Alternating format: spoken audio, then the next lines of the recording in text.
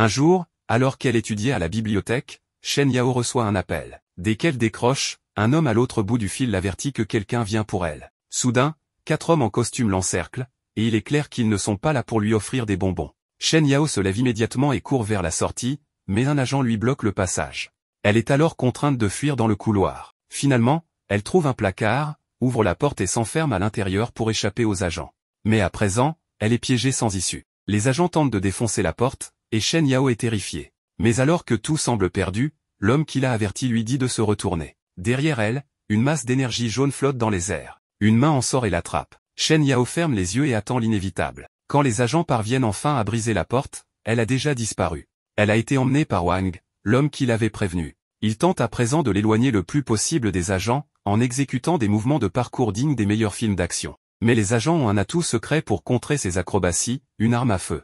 Wang est touché en plein vol. Heureusement, il est presque indemne, mais il ne pourra pas s'échapper ainsi. Il pose alors Shen Yao à terre et dresse une barrière pour la protéger avant de se préparer au combat. Wang saute du rebord et, dès qu'il atterrit, il assène un coup de poing à un agent, un coup si violent qu'il doit sûrement entendre les sons en stéréo. Un autre agent se précipite sur lui, mais Wang le frappe et le repousse, tout en affrontant 2 autres adversaires. Finalement, l'un d'eux parvient à le plaquer et l'entraîne dans les airs. Après une brève lutte, les 3 alliés de l'agent projettent Wang contre un immeuble. Mais quand la poussière retombe, les 3 complices sont KO tandis que Wang est parfaitement indemne. Pourtant, au moins une dizaine d'innocents ont dû mourir dans l'effondrement du bâtiment. Il reste encore un agent à affronter. Wang flotte hors des décombres et enlève son manteau.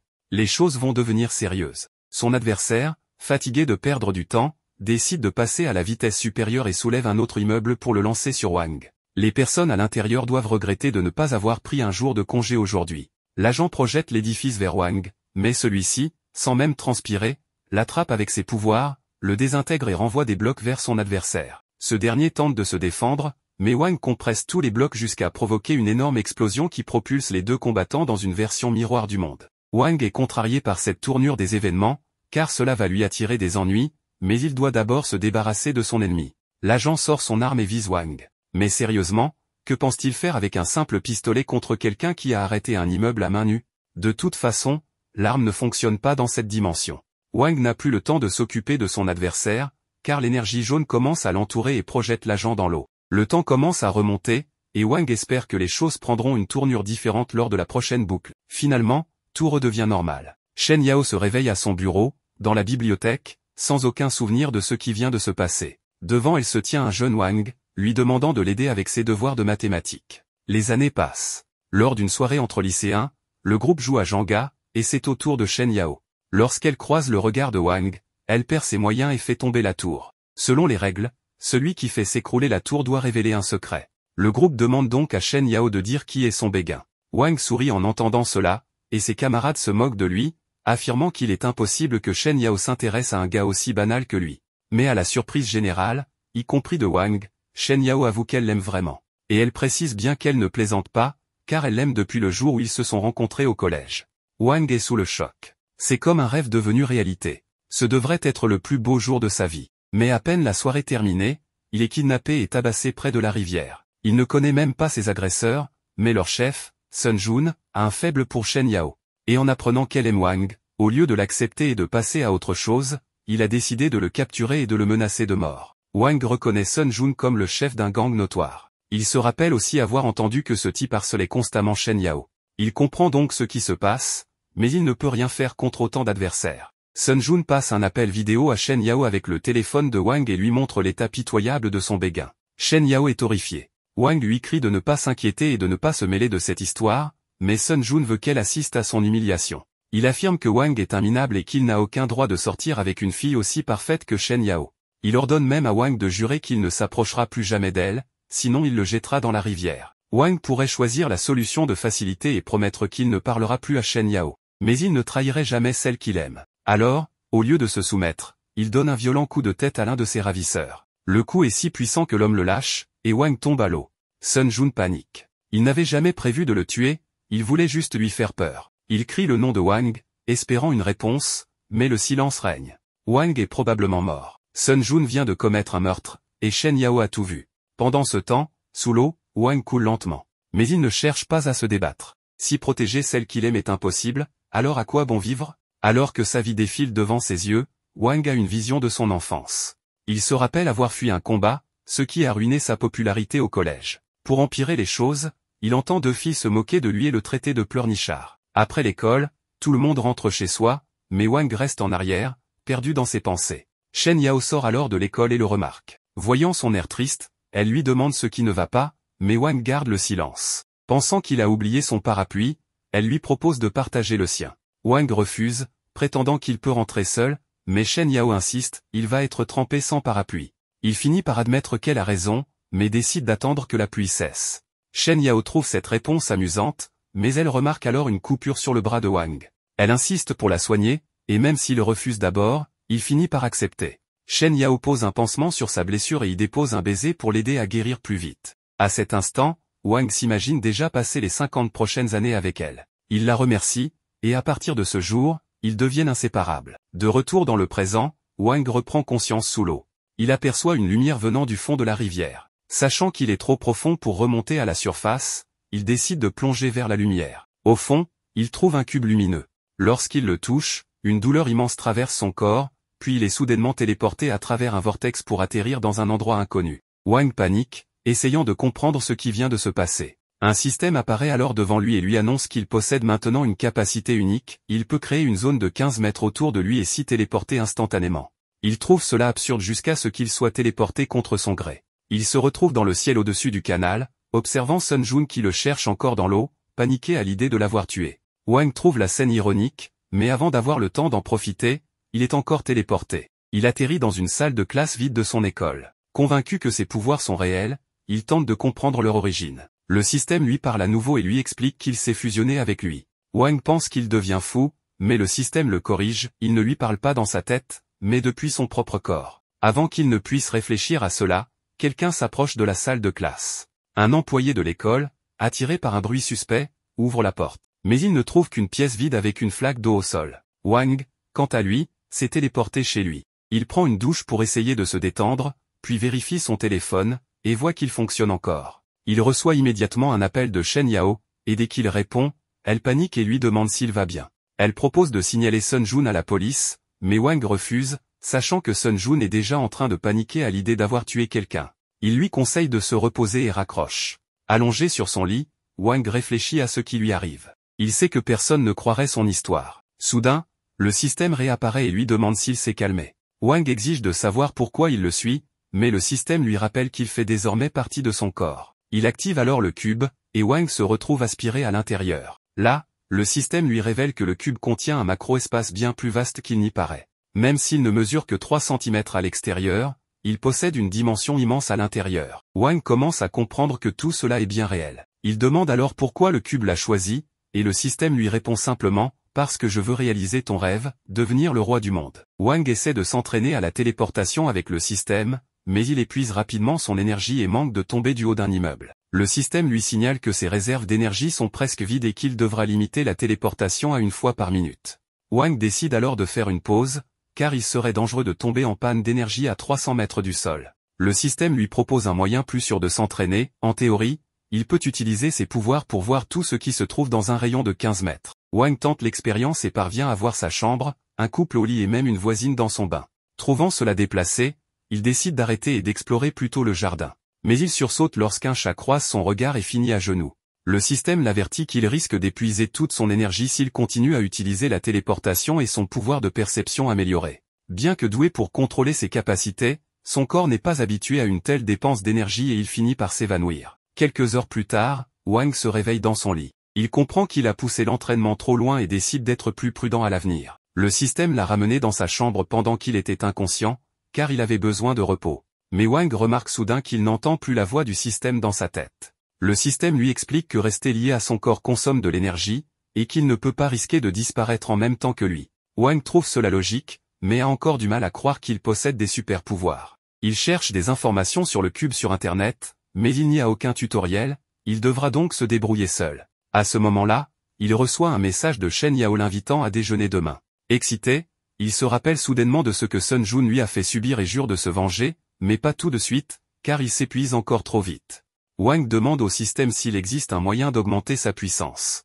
Celui-ci lui révèle qu'une fonction de mise à niveau automatique est intégrée et qu'il peut devenir plus fort en absorbant des gemmes d'énergie. Curieux, Wang demande quelle pierre utiliser. Le système lui explique que, théoriquement, n'importe quel caillou peut contenir de l'énergie, mais qu'il aurait plus de chance avec des pierres précieuses comme le charismatite sur son étagère ou la bague en diamant inestimable de sa mère. Wang refuse d'utiliser des objets aussi précieux, mais le système le rassure, ils ne contiennent pas assez d'énergie de toute façon.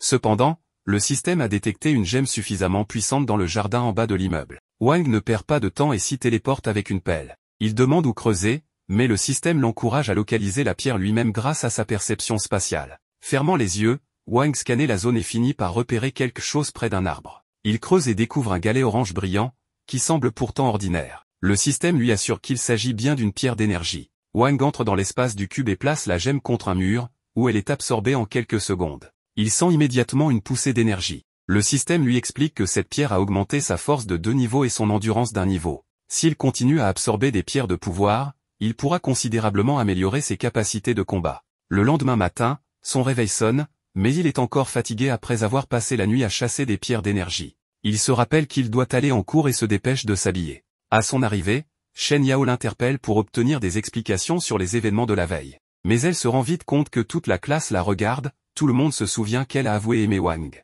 Les élèves commencent alors à la taquiner. Soudain, une agitation se fait entendre à la porte, Sun Jun vient d'arriver. Dès son entrée, il ordonne à un de ses hommes de donner un violent coup de pied à un élève au hasard. Il est clair qu'il a fait irruption dans l'école pour retrouver Wang. Shen Yao s'inquiète, mais Wang lui demande de se calmer et de retourner à sa place. Sun Jun a entendu dire que Wang était encore en vie. Il s'avance au milieu de la classe et demande où il se trouve. Dès qu'il prononce son nom, tous les élèves se tournent vers Wang, véritable balance en puissance.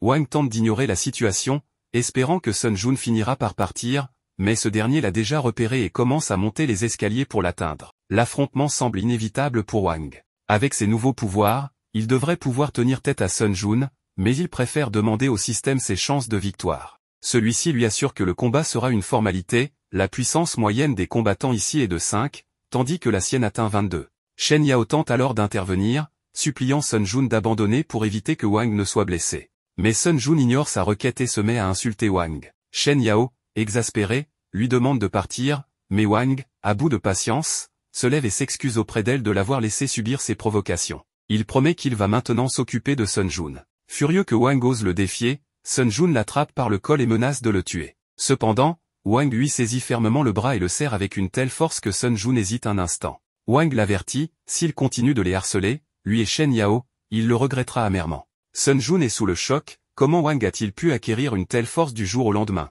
Avant que la situation ne dégénère, le professeur de la classe fait irruption et ordonne à Sun Jun et à ses hommes de quitter les lieux. Sun Jun obéit, mais avant de partir, il murmure à l'oreille de Wang de le rejoindre ce soir sur le terrain de basket de North City s'il ne veut pas que Shen Yao ait des ennuis. Shen Yao, inquiète, demande à Wang ce que Sun Jun lui a dit, mais celui-ci prétend que ce n'est rien d'important. Il feint un mal de tête et envisage de sécher les cours pour la journée. Pendant ce temps, Sun Jun, au terrain de basket, essaie toujours de comprendre comment Wang a pu lui laisser des ecchymoses au poignet. Il refuse de croire que ce dernier s'est simplement mis à la musculation et jure de se venger pour cette humiliation. Un peu plus tard, Wang arrive au terrain et exige de voir Sun Jun. Ce dernier l'attend, assis en haut des gradins, et éclate de rire en le voyant. Il lui annonce que s'échapper est désormais impossible et qu'il n'a jamais prévu un duel équitable. En effet, son plan est de le passer à tabac avec toute sa bande. Le système avertit Wang qu'il pourrait être en mauvaise posture, il y a 13 adversaires en face de lui. Toujours confiant, Wang demande ses chances de victoire, mais il déchante rapidement en apprenant qu'elles ne sont que de 20%. Sun Jun remarque son trouble et s'en amuse, rassemblant ses hommes pour l'entourer. Avant de lancer l'assaut, Sun Jun offre une dernière chance à Wang, s'excuser et implorer sa clémence. Mais Wang le provoque à son tour, ridiculisant la lâcheté de son gang, trop effrayé pour l'affronter en duel. Sun Jun comprend la manœuvre, mais son orgueil l'emporte et il s'apprête à frapper Wang. Cependant, avant qu'il ne puisse agir, l'un de ses hommes, Qiang, se propose de combattre à sa place. Qiang est le plus redoutable membre du gang, et tous pensent que Wang n'a aucune chance. Même Wang doute, alors il demande au système d'évaluer la puissance de Qiang. Le résultat? Seulement 10. Ce combat sera peut-être moins difficile que prévu. Qiang attrape un ballon de basket et le lance violemment sur Wang, mais le système l'avertit à temps et il esquive. Qiang enchaîne avec un coup de poing, mais Wang l'évite avec une agilité impressionnante, esquivant chaque attaque comme un véritable combattant expérimenté. Pendant ce temps, en classe, Shen Yao s'inquiète pour Wang. Son comportement étrange et son silence l'alarment, et elle décide d'agir. De retour au terrain, Qiang commence à s'épuiser après avoir manqué tous ses coups.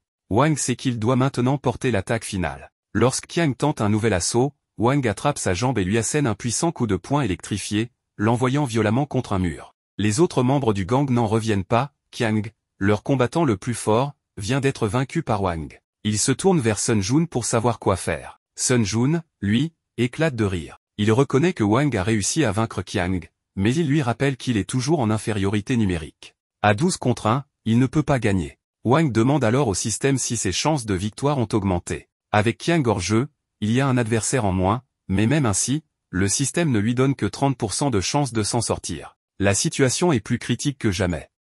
Nous passons à Yuan et Sun Jun qui sont dans un bar, en train de boire et de penser à se venger de Wang. Yuan annonce avoir entendu que Luo est revenu, ce qui surprend Sun Jun. Sun Jun lui demande s'il veut vraiment demander à Luo de tuer Wang, et s'il est fou. Yuan explique que Luo a beaucoup d'ennemis, dont le plus dangereux est un homme nommé Xigukin, et qu'il allait demander à Luo de tuer Wang. On passe ensuite à Wang, qui est en route pour rencontrer Shen Yao. Il commence à marcher dans le parc. Shen Yao dit à Wang qu'elle trouve qu'il a beaucoup changé, qu'une étrange puissance émane de lui. Wang lui répond qu'il la protégera et ne la mettra jamais en danger. Shen Yao lui assure qu'elle ne le laissera pas affronter les problèmes seul. Wang conclut qu'ils affronteront l'avenir ensemble. Après cela, ils s'amusent et profitent de leur journée. Plus tard, ils s'asseyent à une table pour boire un verre, et Shen Yao propose un jeu. Elle cache un bonbon dans l'une de ses mains et demande à Wang de deviner laquelle. Wang utilise ses pouvoirs, ses sens, pour localiser le bonbon, et à chaque fois, il choisit la bonne main, jusqu'à vider le sac de bonbons. Shen Yao est stupéfaite par sa précision et lui demande comment il fait pour choisir la bonne main à chaque fois. Wang lui répond que c'est un sens électrique, mais face au regard sceptique de Shen Yao, il finit par avouer en plaisantant qu'il l'observait quand elle plaçait le bonbon, et lui conseille de le cacher derrière son dos. Shen Yao lui demande s'il a vraiment découvert tout ça, puis ajoute qu'elle pense qu'il cache encore quelque chose. Wang offre ensuite à Shen Yao une pierre verte en disant que c'est pour elle. Émerveillée par sa beauté, elle lui demande où il l'a trouvée. Wang répond simplement qu'il l'a trouvée dans l'eau. Le lendemain, Wang attend Shen Yao, mais elle ne vient pas. Il tente de l'appeler, sans succès. Il apprend ensuite qu'un incident s'est produit chez elle et se précipite jusqu'à sa maison. Il y trouve de nombreux journalistes ainsi que la police. Il entend la mère de Shen Yao raconter aux policiers ce qui s'est passé, leur annonçant que sa fille a été enlevée. Wang se demande alors qui a bien pu faire ça. Il aperçoit Sun Jun dans la foule et s'approche de lui. Il l'arrête et lui demande pourquoi il est aussi tendu, puis s'interroge à voix haute s'il ne veut pas lui dire quelque chose. Sun Jun devient nerveux, et Wang dévoile une partie de ses pouvoirs pour lui faire peur, le prévenant qu'il est de mauvaise humeur et cherche une bagarre. Pris de panique, Sun Jun finit par dire qu'il va tout lui révéler. Nous passons ensuite à Monsieur Luo qui est en train de punir Yuan. Luo affirme qu'il déteste le mensonge et l'exploitation, mais que face à l'opportunité de se débarrasser de Xigukin, ces choses ne comptaient pas. Il voulait tenter sa chance. Pour lui, le mensonge mérite une punition sévère. Yuan supplie Luo en pleurant, mais celui-ci lui ordonne de se taire s'il veut survivre. Il se prépare à frapper une balle avec une batte. Luo s'approche ensuite de Shen Yao et lui dit qu'elle vient de voir ce que provoque sa colère, et que lorsqu'il pose une question, elle doit répondre. Il lui demande quel est son lien avec Xigukin. Shen Yao affirme qu'elle ne connaît personne de ce nom. Luo lui montre alors une photo et la met en garde contre le mensonge. Mais même sous pression, Shen Yao maintient qu'elle ne sait rien. Luo la saisit alors par le cou et menace de la frapper pour l'aider à retrouver la mémoire. Il s'apprête à passer à l'acte, mais son assistant intervient et lui demande d'arrêter. L'assistant explique à Luo qu'il pense que la fille en sait beaucoup sur Xigukin et qu'il est convaincu que Xigukin tient à elle. Luo réplique que ce sont des absurdités et qu'il l'a attachée pour s'en servir comme appât. L'assistant insiste, affirmant que si Xigukin ne s'est pas encore montré, c'est parce que la fille n'est pas ordinaire. Elle pourrait avoir des secrets importants. Il suggère que s'ils arrivent à attirer Xigukin ici, ils auront une grande chance de le vaincre. Luo rétorque qu'il a déjà dépensé beaucoup d'argent pour le tuer. L'assistant lui fait remarquer que, même si les assassins engagés étaient professionnels, aucun ne connaissait vraiment la vraie force de Xigukin, et que personne ne sait encore ce qui sépare réellement la victoire de la défaite. Il affirma que si la fille mourait ici, Xigukin serait extrêmement en colère et exploserait de chagrin. Il recommanda donc de la relâcher, car il ne pourrait rien faire contre elle pour l'instant. Plus tard, il pourrait la menacer et ainsi obtenir toutes les informations.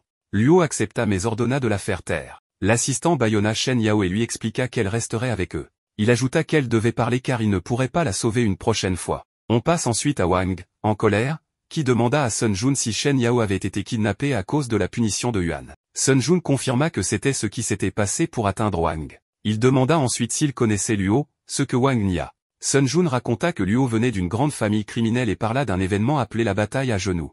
Luo avait été battu par le fils d'un puissant gangster. Par la suite, ce gangster et son fils vinrent s'agenouiller devant Luo, même lorsque ce dernier repartait en voiture. L'événement fut alors surnommé la bataille à genoux et la rue fut appelée la porte des genoux. Wang, surpris, interrogea Sun Jun à propos de Xigu-kin. Il se demandait pourquoi Luo pensait pouvoir attirer Xigu-kin en kidnappant Shen Yao. Sun Jun lui rappela qu'à l'époque du lycée, Shen Yao avait eu un accident et avait été sauvé par un homme. Cet homme, c'était Xigu-kin. Beaucoup voulaient atteindre Xigu-kin, mais personne n'y parvenait. Lorsqu'il réapparut, il brisa le doigt de Luo qui cherchait à se venger. La famille Yan abandonna alors Luo, ce qui le rendit furieux. Depuis ce jour, il jura de se venger de Xigu-kin et le rechercha sans relâche, sans jamais laisser de traces. Wang déclara qu'il pensait que tout cela n'était que des ragots, mais Sun Jun affirma que pour eux, c'étaient des faits. Il ajouta que Luo était en colère sans véritable raison et qu'il finirait par se faire tuer. Wang conclut que Luo devait être arrêté, estimant que tout avait commencé avec Yuan, qui avait menti à Luo en affirmant que Shen Yao avait un lien avec Xigu-kin.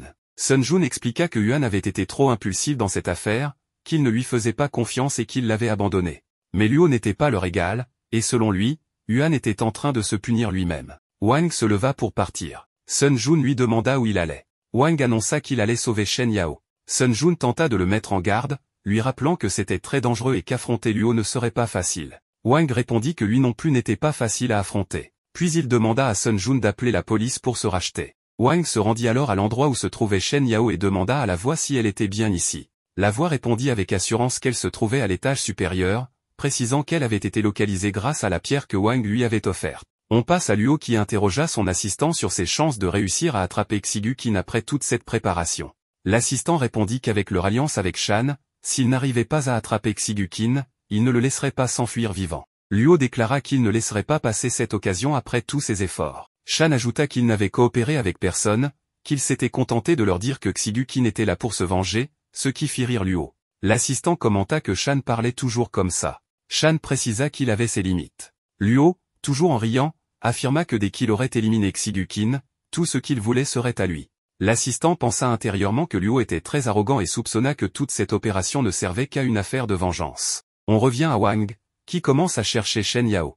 La voix l'informa qu'elle avait détecté cette personne à proximité, ce qui le mit en colère. Il demanda à la voix si le téléchargement des pierres de haut niveau était terminé.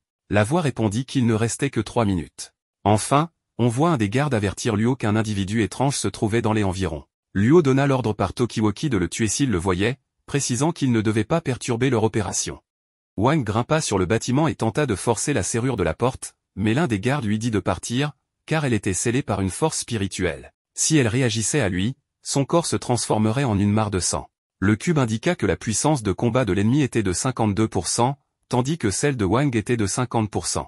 Wang demanda la clé, mais le garde lui répondit qu'il cherchait sa propre mort, car quiconque entrait serait tué. Wang attrapa le garde, insistant sur le fait qu'il devait sauver son ami.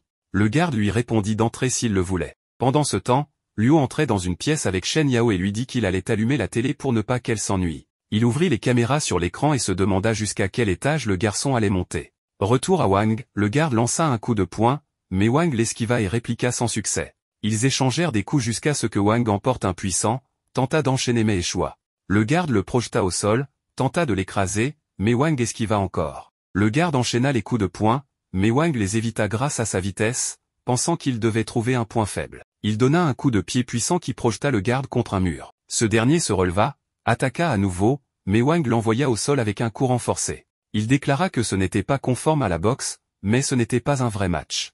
Il ramassa la clé, ouvrit la porte et continua de monter. Le cube l'avertit, Wang esquiva une attaque, mais pas la suivante, et tomba dans les escaliers. Un autre garde lui demanda comment il avait vaincu Pablo, et Wang répondit qu'il avait failli y laisser la vie. Le garde annonça qu'il l'attendrait en haut, puis partit. Wang remonta les escaliers, le cube lui annonça que la puissance du nouveau garde était de 75%, ce qui mit Wang en colère. Il déclara qu'il allait le faire tomber. Il défia le garde, qui apparut derrière lui, affirmant ne pas vouloir salir son épée, puis déclara qu'il allait le tuer pour de l'argent. Il lança plusieurs attaques au couteau, que Wang évita. Même lorsque le couteau changea de direction, Wang esquiva encore, sauta dans les airs et frappa le garde. Ce dernier disparut, convaincu que Wang ne pouvait pas le battre. Il se déclara héritier des couteaux volants, se rappelant l'entraînement que lui avait infligé son maître dans une pièce remplie de lames. Persuadé qu'il était invincible, il attaqua Wang par surprise, mais ce dernier le repoussa d'une gifle. Le garde revint avec une série de coups qui firent chanceler Wang. Quand il tenta de le poignarder dans le dos, Wang invoqua une énorme batte et frappa violemment le garde, le blessant gravement. Pendant ce temps, les autres gardes discutèrent, l'un annonça que Shadali et Pablo étaient tombés, une garde remarqua que ce combattant était incroyablement fort, un autre ajouta qu'il avait vaincu de puissants adversaires, mais que face à Beowulf, il ne tiendrait pas 10 minutes. Une garde répondit que dans ce cas, il pourrait prendre la récompense et rentrer. Le garde demanda ce qui se passerait, si l'inverse se produisait, alors la garde répondit que ce serait vraiment amusant. On revient à Wang face à Beowulf. Wang lança un coup de batte puissant, que Beowulf bloqua avant de l'attraper et de le projeter violemment au sol. Beowulf constate que Wang bouge encore après avoir encaissé ses coups et décide de renforcer ses prochaines attaques. Il l'attrape et l'étrangle violemment, affirmant qu'aucun adversaire ne peut échapper à sa prise.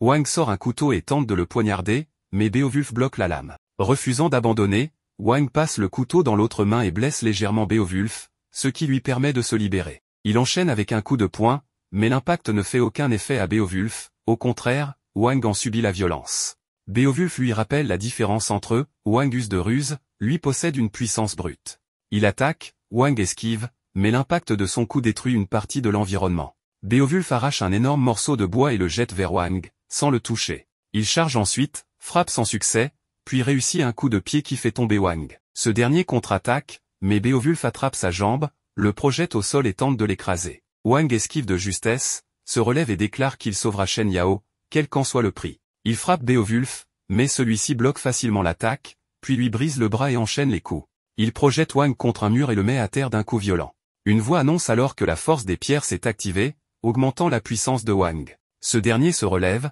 sentant sa force émerger. Il remercie Beowulf de lui avoir permis de libérer ses muscles. Beowulf affirme qu'un vrai combat requiert un vrai guerrier. Wang réplique qu'il va le faire taire et prend l'avantage. Il esquive une attaque et riposte avec plusieurs coups puissants. Soudain, il crache du sang et annonce que son énergie menace d'exploser. La voix lui indique que le système expulse les toxines de son corps, que tout est normal. Beowulf, furieux, tente une nouvelle attaque, mais Wang la bloque et le repousse avec un coup puissant. Beowulf est choqué par la force de son adversaire. Wang poursuit l'assaut, enchaîne les frappes, et finit par vaincre Beowulf. Dans la chambre de Luo, ce dernier apprend la défaite de ses combattants et entre dans une rage froide. Il affirme qu'il ne valait rien et qu'aucun d'eux n'a été capable de tenir tête à un simple homme. Son assistant assure que Wang sera battu par le prochain guerrier. Luo conteste cette assurance. L'assistant affirme que l'Alliance des arts martiaux, avec ses membres professionnels et son prestige, n'a rien à voir avec le groupe de Beowulf, qu'il qualifie d'amateur. Luo coupe court au discours et exige des preuves concrètes. L'assistant précise que la fille à venir porte un bracelet de restriction, et que lorsqu'elle le brisera, tout le monde devra fuir immédiatement. Wang poursuit son ascension malgré la douleur et la fatigue. Il se remet debout, déterminé à continuer même au péril de sa vie. Il se déplace de plus en plus vite. La voix lui signale qu'il se met trop de pression, et lui conseille de garder son calme malgré l'intensité de la situation. Wang répond que cette pression vient de l'intérieur et qu'il ne peut rester calme. Il atteint une nouvelle porte et l'ouvre, prêt à affronter les prochains gardes.